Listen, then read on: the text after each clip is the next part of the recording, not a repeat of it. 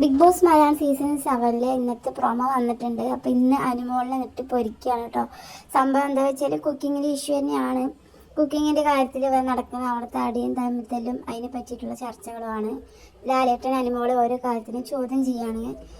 എൻ്റെ ഒരു അഭിപ്രായത്തിൽ പറയുകയാണെങ്കിൽ എല്ലാ വീക്കിലും അനുമോളെ ഇങ്ങനെ ടാർഗറ്റ് ചെയ്തിട്ട് അവളെ മാത്രമാണ് ഇങ്ങനെ ക്വസ്റ്റ്യൻ ചെയ്യുന്നത് കേട്ടോ. പക്ഷേ അവിടെ നെവിനോടാണെങ്കിലും മറ്റാരോടാണെങ്കിലും ഇങ്ങനെ ചോദിക്കുന്നില്ല. അവിടെ എത്ര മോഷണങ്ങളുടെ കേസിലും നെവിനെതിരെ പല പ്രശ്നം നടന്നിട്ട് അത് മാത്രം ലാലേട്ടൻ ചോദിക്കുന്നില്ല. അപ്പോൾ എപ്പോഴും അനുമോളെ മാത്രമാണ് എല്ലാ വീക്കിലും, അതുപോലെ അനീഷിനെ മാത്രമാണ് ചോദ്യം ചെയ്യുന്നതും അവരോട് ടാർഗറ്റ് ചെയ്തിട്ട് സംസാരിക്കുന്നതും.